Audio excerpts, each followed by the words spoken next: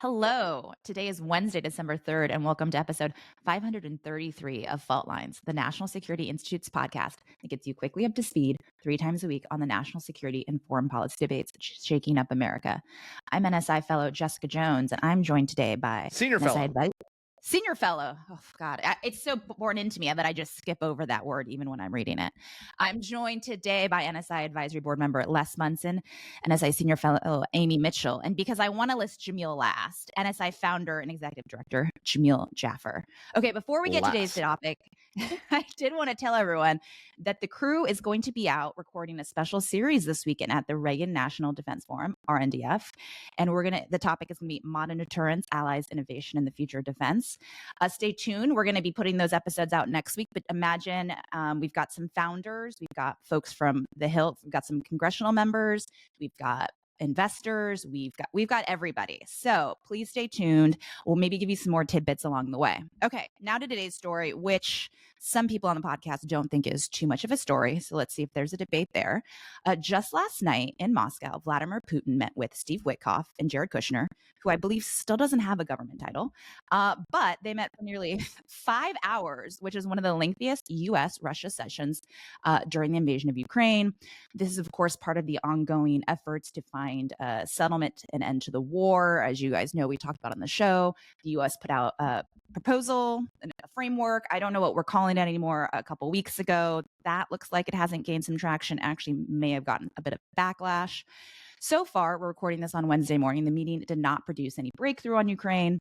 But interestingly, before the meeting, Putin had some harsh words for Europe, saying that if the EU wants to start a war, they're ready. He blamed European governments for sabotaging U.S.-led peace efforts. And for what it's worth, also, Ukraine is kind of in a hard spot. There have been headlines about corruption, and Zelensky's chief of staff actually resigned last week. Some other wins for Russia. Sudan is now offering Russia its first naval base in Africa on the Red Sea, which could potentially give Moscow a pretty good launch point into an important part of the world. And here, closer to home in Washington, I would say politics are flatlining, but let's argue they never actually got off the ground. Senate sanctions bill that we've talked about here on the Hill has not moved forward. TBD if Congress is going to do anything. Okay. So maybe there's a lot going on, or maybe there's nothing going on. Les, to get your assessment, I'm going to turn first to you. What do you make of 5 hours of conversation and nothing happened? What do you think? Jones, first of all, I respect your topic choices enormously. And I think this is a good topic. So what have we learned in the last few days? It turns out Russia's not super serious about the peace negotiations. So if you had any doubts about that, you don't need to have those doubts anymore.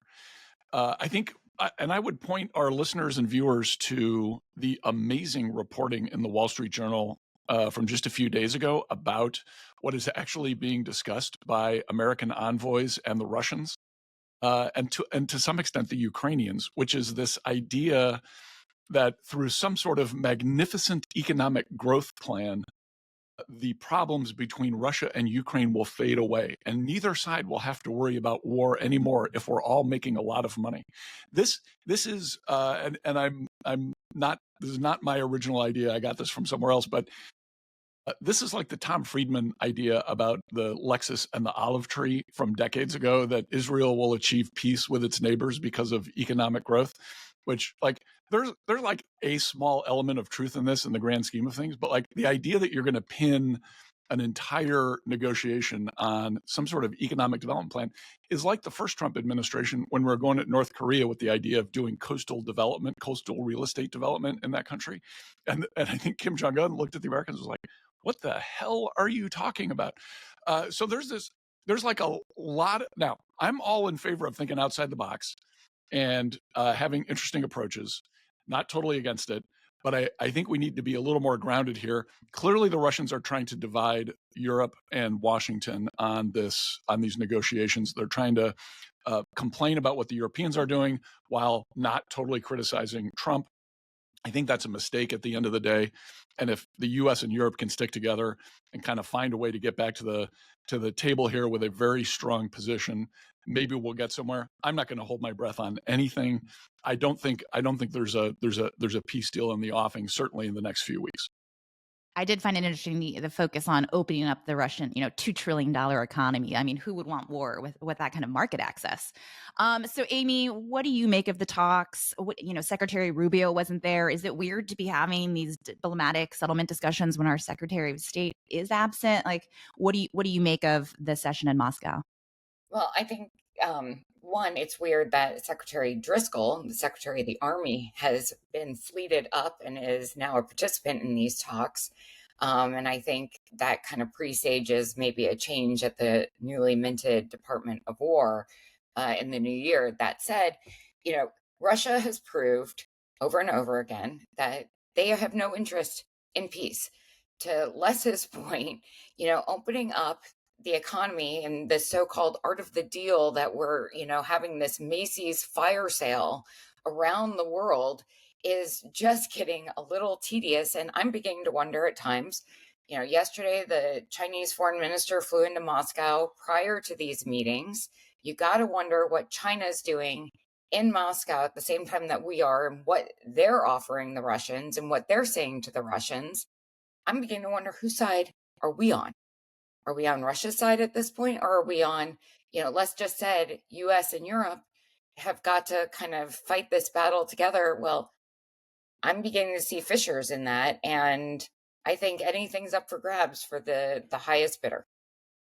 Sad. Okay, Jamil, Very sad. I'm going to turn to you last because you were not a fan of this topic and claimed nothing was new, but we got a little bit few new tidbits from Amy. We got Secretary Driscoll. We've got the European, Russian economy, economic deals, potential economic deals. What new tidbit what new opine do you have for us here on the show?